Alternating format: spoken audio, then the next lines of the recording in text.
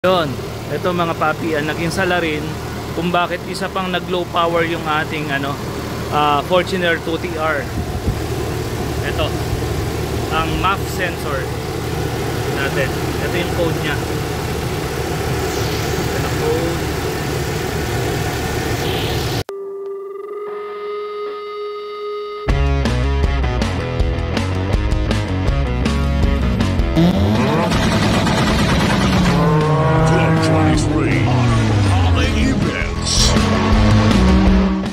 Ito yung code mga paps, 22204-00, ba yun?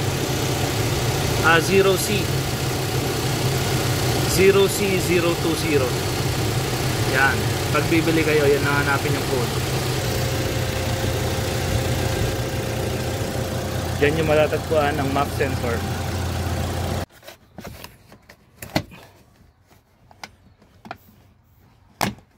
Yun, snap lang yan. Hugot-hugutin nyo lang, pero dahan-dahan kasi medyo malutong na kapag may kalumaan na. Yan. Alright, so natanggal na natin to. Okay, sa marumi kailangan nyo nito, linisin natin. Okay, so for the meantime, ganyan muna. So kasi kung bakit ko tinanggal yung itong past plastic cover, kasi natapunan to ng seafood. So ngayon kahit anong gawin kong pabango, talagang hindi nawawala. Tinatalo niya yung amoy ng natin, car freshener. So ngayon oras na para linisin. Okay, so ngayon para malinis yan, gagamit tayo nito. So ito unang-una panglinis natin, pangwalis. Susunod ito, kuha tayo ng wet and dry vacuum, kuha tayo ng brush, toothbrush, syempre extension dahil malayo yung saksakan natin. Then pangalawa, kukuha tayo ng sabon, yung medyo mabango, matindi ang epekto, yung kalbo na sabon, powder soap, panglaba, yung kalbo yun, alam na. Okay, so let's start mga papi. After nito, i-check natin yung MAF sensor. Tuturo natin kasi nag-low power siya. So nakita ko sikreto kung bakit pala nag-low power. Ibig sabihin, pabigay na yung natin, MAF sensor. Mamaya papakita ko. Pero for the meantime, ito muna. Habang maganda panahon at hindi pa maulan, habulin natin mga paps. Alright?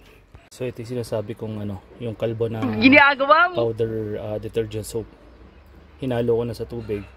Tapos gamit tayo ng brush. Babrush ko dito, portion yun talagang matindi amoy, naamoy malupit yon. So sisimulan na natin mga paps. Without further ado, let's start na mga papi. Okay, ito effective to. Nagawa ko na to sa isang sasakyan natin dati. Natapunan din ng ng seafood, sabaw ng seafood. Ganun din ang amoy. Ngayon ang ginawa ko, yan ang pinambanat ko, natanggal naman. Okay, ito siya, mo lang siya dito kasi party yung may amoy.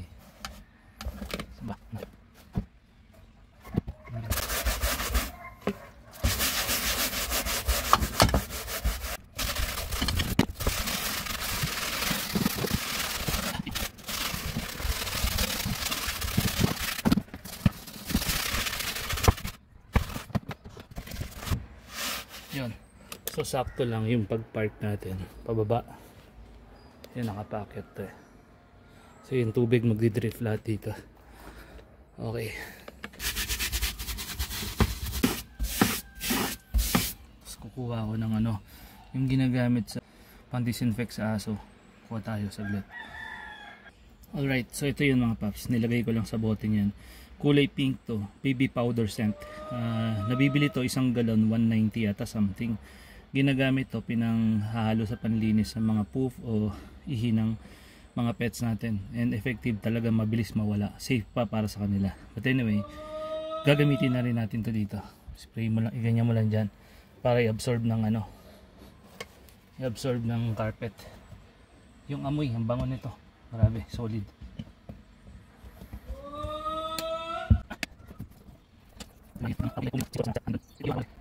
Okay. Yan, so during the outing, ganun na nangyayari. Kaya ingat-ingat mga paps.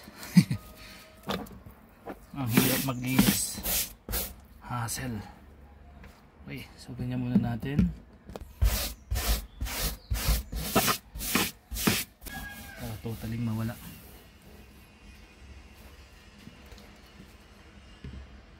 Okay, isa pang banlaw kasi masyadong mabula pala yung sabon na kalbo na yun. Hindi pala yun. Tapos mabango rin. Effective din. Kaya all goods.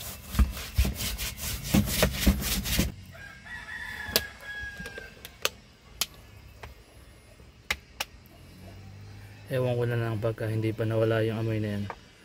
Pag hindi pa lumisan.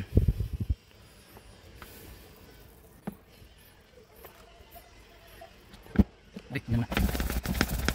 Grip naman yan eh. Tapos mamaya na natin i-vacuum. So simulan naman natin yung kabila. Okay.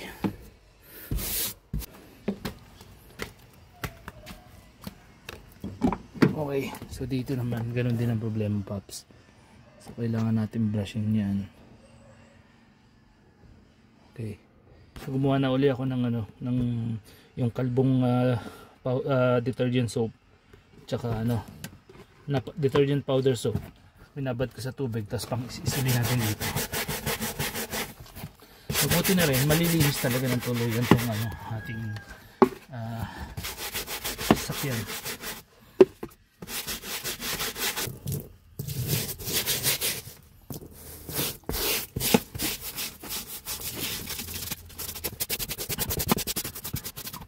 Okay, so gamitan uli natin ng ganito. Ngayon, kung wala naman kayong ganito sa bahay, kasi kami meron dahil nga may mga alaga kaming pets. Wala kayong ganito, Clorox na lang. Halo nyo sa tubig. Yan. Para ma-disinfect, mawala yung amoy ba. I-neutralize nya. Yan. 100% hindi na babalik yan. Nasabon na eh. Na-brush pa. Okay, so let it sit for siguro mga century, mga paps. Doon naman tayo sa kabila.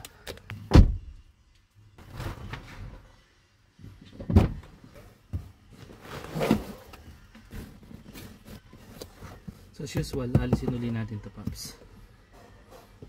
Kakamayin na lang natin. Kasi isa kinamay ko lang eh. Yan.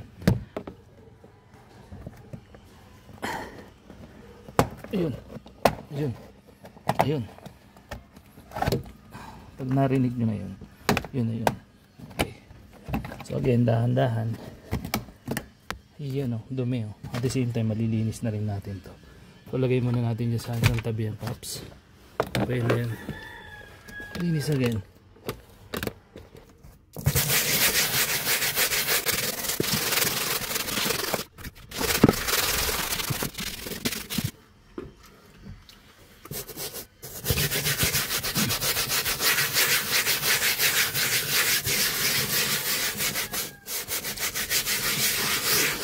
So tirahin na rin natin to.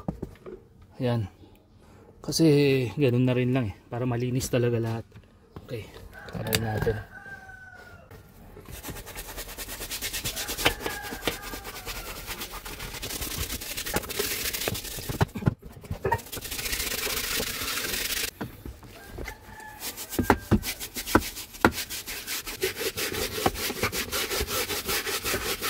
Paps. Tubig na tubig. Okay. Alright. Wala. Lumisan yung amoy. So gagawin nyo lang to pagka pa-slant yung paradaanan nyo. Kasi ako pababa talaga kaya okay lang nabuhusan ko. Pero pagka naka-level kayo, nako, kakalat yung tubig. At least to, diretso lang sa baba lahat.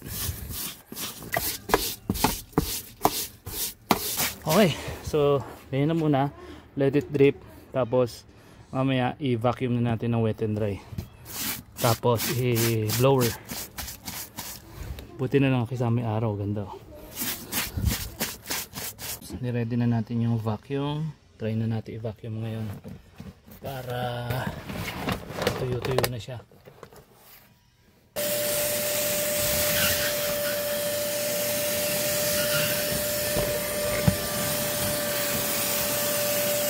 Grabe sa dumi pa to.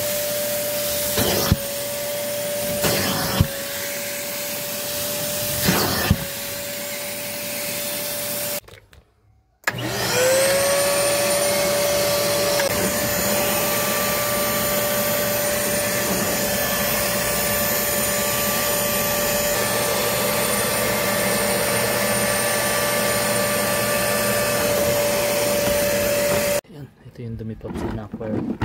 Dami. Open natin. Okay, again.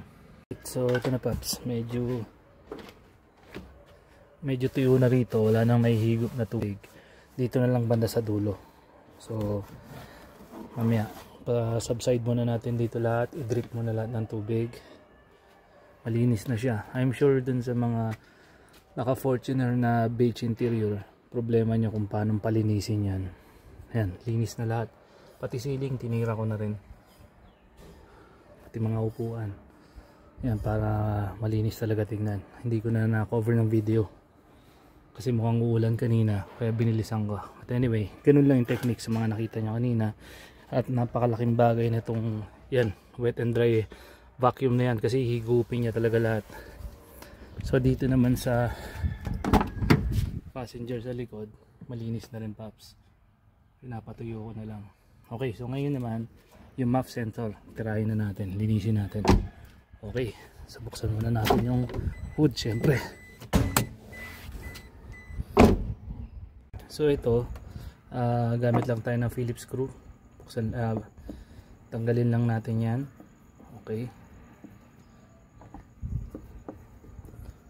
Tapos kung meron kayong brake cleaner, pero mas maganda kung may contact cleaner kayo, mas magandang gamitin yun, kasi ito baka sobrang tapang. At least yung pang contact cleaner talaga, sa mga contacts na mga ganyan. Okay, so again, ito yung ano natin, yung code na kanina binasa ko. Masyado maliwanag eh, basta nakita nyo naman kanina yan. Okay, dalhin natin Pops. Right, so may dalawang ano lang siya, screws. Yun. Okay, tapos ito medyo pindutin nyo lang to, snap on lang naman to eh. Pakihirap lang. But anyway, ito siya, ito yung loob nya. Yan, ganyan na itsura nyan. Okay, medyo marumi rito, marumi. Sige, linisin natin Pops. Tanggalin ko muna to.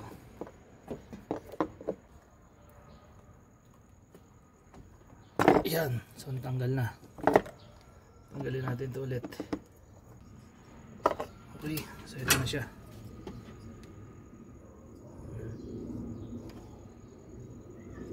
Sige, kuha lang tayong panlinis. Pins ba siya? 5 pins. Pag bibili kayo, makita nyo na 5 pins. Tapos ayun yung code.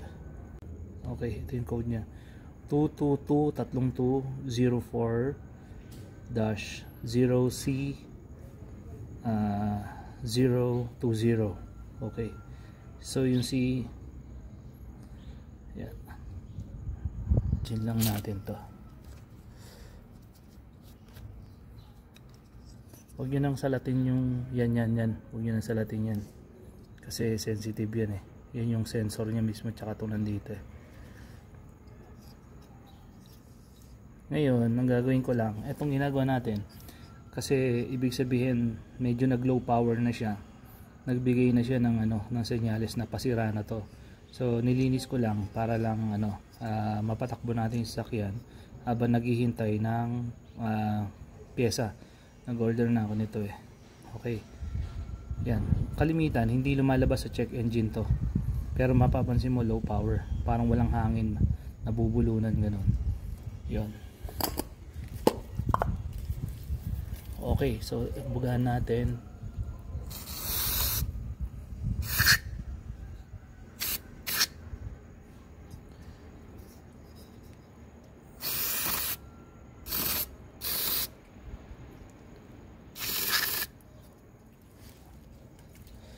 Wala naman din masyado, pero may mga alikabok kasi yan eh sa loob.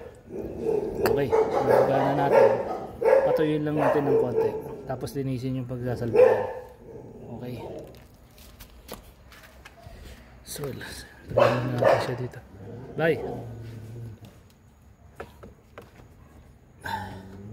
So lakad. Sige, ingat. Lagyan natin yan.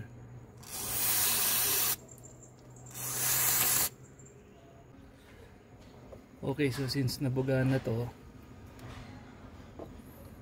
patuyuin lang natin ng konti. Patuyong-tuyo yan.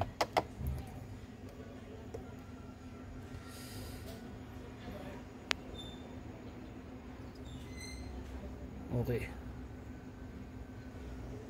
Kuha na lang ako ng brush para sigurado. Okay. So brush tayo dyan. Brush. Okay, tapos brush. Saan muna? Tapos brush.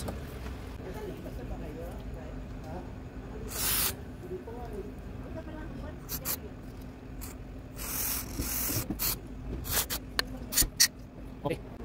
So malinis na siya. Tuyuin muna natin ng konti. Tsaka natin ilagay at dumihan tong portion dito. Linisin na rin natin. Pwede natin ikabit. Siyempre.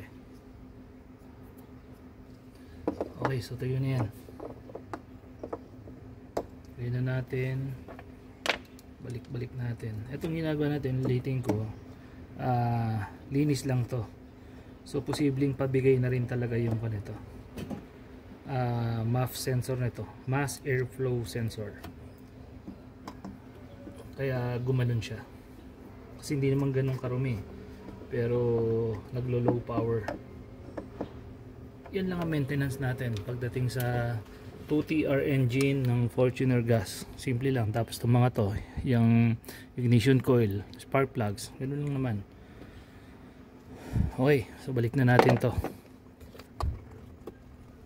Ayun, linisin muna natin to, mamaya natin start para tuyong-tuyo ito. Okay, so gamit natin yung mahiwaga.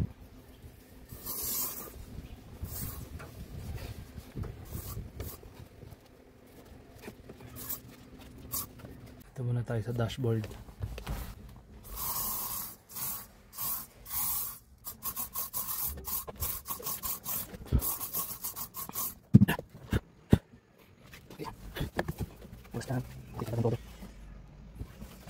Yun o.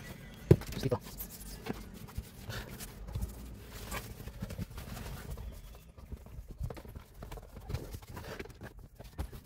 Yun. Ang gwapo ng coach na natin. Palaging mabango. Yan.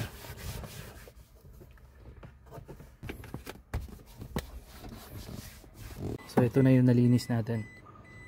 Yan. Importante rin na nilalagyan natin ng chemical tong ating mga leather seats para hindi magtuloy yung bitak niya, para lalambot uli siya. Yan siya. Okay, linis na siya. Tapos dito rin linis na, especially dito sa likod. Okay, so moment of truth, start natin. Mukhang nagbabadya na yung ulan, so tingnan natin kung hindi siya magpapalya. Okay, start tayo mga paps. Ignition on. Okay, hintayin nyo mawala yung hintayin nyo mawala yung airbag. Ayun, nawala na airbag. And then syempre tapak sa preno para safe tayo. Then start. Yun no. So ngayon magte-test drive tayo mga paps, para makita natin kung may nagbago dun sa nilinis natin na MAF sensor. Alright. Okay. Pasyal tayo. So ito, tinesting na natin mga paps. Pagkatapos natin ikabit yung nilinis pala natin yung MAF sensor niya kasi 'di ba sabi ko nga recently biglang low power siya. Akala ko transmission, pero chinek namin lahat, okay ang transmission, okay ang makina. Talagang doon yung MAF sensor ang kasi parang kinukulang ng hangin So ang ginawa natin, nilinisan lang yung MAF sensor. Pero bibili pa rin tayo ng bago para palitan yon kasi nagbadya na Yan. So ngayon, mas naging smooth na uli yung yung hatak ng ating Fortuner and good to go na uli, pwede nang ibiyahe. Pero pag nakabili tayo ng bago, i-reserva ko lang para pag tuluyang nasira tong ating MAF sensor, at least may pampalit na tayo. Hindi na natin kailangan maghintay pa kasi online ko bibilin, mas mura dun Maganda rin naman ang review dun. Okay, so yun mga paps, kung nakapulutan nyo ng diskarte, tipid tips. Kasi kalimitan yan na nagiging problema ng mga sasakyan. Kahit anong sasakyan na may MAP sensor, biglang naglo-low power. Hindi lumalabas kalimitan sa check engine na sira ang MAP sensor or marumi, hindi lumalabas. Pero pagka naramdaman ninyong low power siya, pag naramdaman yung low power siya, check nyo na kaagad yun. Linis muna. Or kung meron kayong MAP sensor na available dyan na mapag-testingan, testingin nyo muna ganon bago kayo mag-conclude dun sa pinaka major na mechanical problem. Alright, kasi yun nga sabi ko, hindi siya nababasa ng hindi siya lumalabas kalimitan sa check engine unless sira na talaga siya. Lalabas siya, pero tulad sa kaso ko, hindi lumabas sa scanner na sira yung sira yung MAP sensor. Alright, so yun mga paps, kung nagustuhan nyo itong video natin, syempre dating gawin like, comment, share, and subscribe, and Papi Power.